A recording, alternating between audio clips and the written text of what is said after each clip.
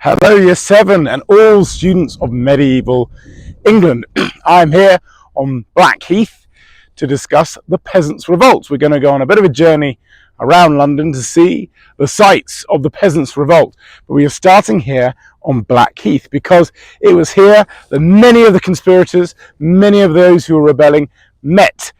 And they had a famous speech from one of the organisers of the revolt, John Ball, a clergyman who came and made a rousing speech here to thousands and thousands of mainly men who had come to protest. Why had they come to protest and who against?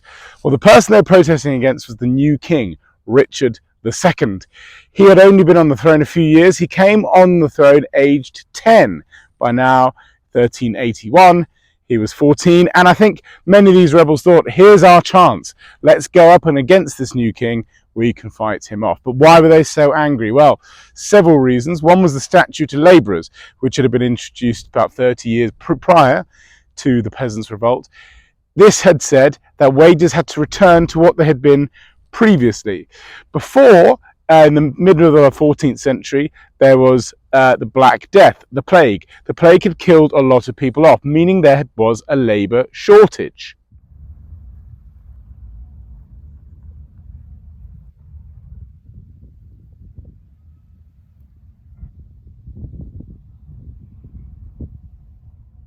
This labour shortage meant that people could claim higher wages because people are desperate for work. There's fewer people who can work because they're all dead from the plague. So wages were going up. The powerful didn't like this, so the statute of labourers had said we must return back to wages as they'd been previously to the Black Death. So the ordinary folk would not support this at all. The other reason why they were so unhappy was a new tax was being brought in, the poll tax. England was trying to fight wars against the French. The new king and his armies needed to raise money, so a tax was being put in. And indeed, that was the trigger for the Peasants' Revolt. Way out in the east of England, over there, in a place called Fobbing, Essex, a tax collector came to that village of Fobbing, and the locals said, nope, absolutely not. We're not paying your ridiculously new tax just to fight a war. And the momentum grew. Speeches were made and huge crowds were gathered, and everybody said, let's march on London to take this new child king to task. And they came here at first to Blackheath to head over in that direction, over there, to London town, to take on the king and cause revolt for the peasants. Now, I mentioned that one of the leaders of the Peasants' Revolt was a man called John Ball. There was another man who led a huge part of the Peasants' Revolt, and he was known by the name of Wat Tyler. Now, there's not much known about Wat Tyler, indeed, whether that actually was his name, because there is a report of the Peasants' Revolt earlier, when the people were first writing about the Peasants' Revolt, near the time it happened and a few years after the event, of a man called John Tyler, who killed a tax collector who came to collect part of this poll tax, this hated poll tax, came to John Tyler's house and was inappropriate towards John Tyler's daughter, and so John Tyler killed him. Is this the same man, the man Wat Tyler, and perhaps the word Wat literally means what, and they didn't know his name? We don't know. But there was this other man, it's definitely with the name Tyler, who certainly led it, the Peasants' Revolt. John Ball might have been the preacher, the man with the words. Wat Tyler was the man with the weapons, and he led these angry peasants from the east of England to Blackheath and further down into London.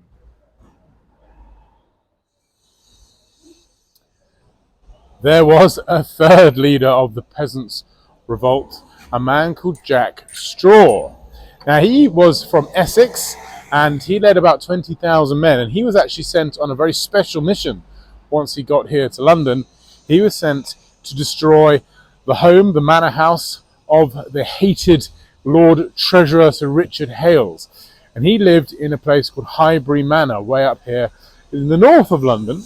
And him and his 20,000 men went to this manor house. It was a huge manor house at the time, and burnt it to the ground. It said it took a week, 7 days to burn down. It was that big and destroy, etc. And much looting and robbing, etc.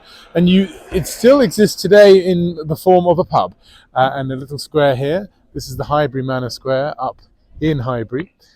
When it was destroyed, then they built another house here, made from wood, and this was known as Jack Straw's Castle. That too was destroyed, and now it is a pub and a block of flats. But the Peasants Revolt came all the way up here, and he's actually, I think, the forgotten leader of the Peasants Revolt, Jack Straw, but he had quite an important impact here in the north of London.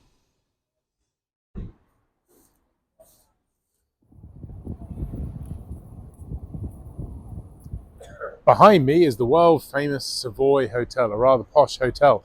But in 1381, at the time of the Peasants' Revolt, this was a very different place. It was probably even posher. It was the Savoy Palace, which was the palace of John of Gaunt.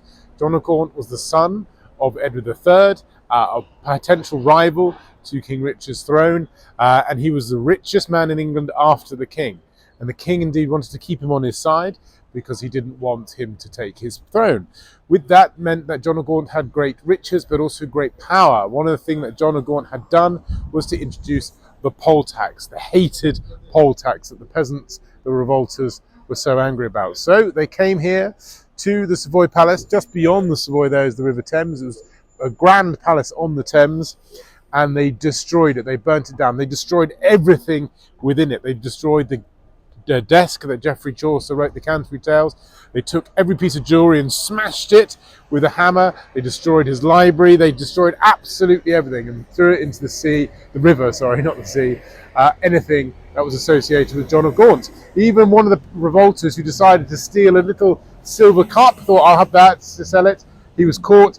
He was killed, thrown into the Thames, and the little cup was destroyed.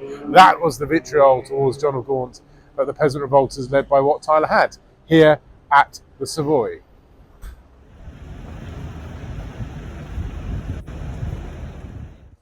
After several weeks and indeed months of disruption and rebellion and uprising, the king decided to meet with Wat Tyler, John Ball and other leaders of the revolt, and indeed wanted to agree to their demands. And they met here, which is now called Smithfield. Then it would have probably been called Smoothfield. Perhaps for obvious reasons, it would have been a nice flat bit of land just outside the city of London gates. The city of London gates were just down there, out of the jurisdiction of the city of London, which would be quite important.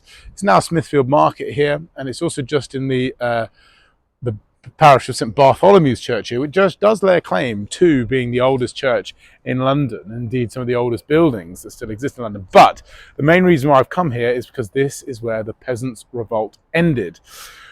Richard II decided to come out and meet with Wat Tyler and others, and he met here and he agreed to their demands. But being the king, of course, he reneged on his promises. He killed Wat Tyler. Various different methods or various different ideas are put forward. One that he had his head cut off. One was that he wanted to shake the king's hand, but was stabbed through it. Who knows? All we do know is that Wat Tyler was killed, and the Peasants' Revolt was squashed. The people's promises that the king had made promises to the people, they were not kept. And indeed, there is actually a memorial here to the Peasants' Revolt, a rather pleasant memorial that's only quite recently been put up, 2015, I think, which has some of the weapons that they would have been used during the Peasants' Revolt, and has a little poem put on it here. And you can actually see some of the farming tools, the scythes and the pickaxes and stuff, really quite rudimentary stuff for this revolt. So here at Smithfield is where the Peasants' Revolt ended, and it ended in failure ultimately for the poor peasants and the victorious for the king. Some might argue that, well, it did lead on to a process eventually which might lead on to the Civil War, etc., etc., etc. But the statute of labourers was brought back in, wages were put down, and the peasants lost. So sadly, and a great example of our democracy, of people rising up, maybe it started the process of all, but it did ultimately end in failure for Wat Tyler, John Ball and others.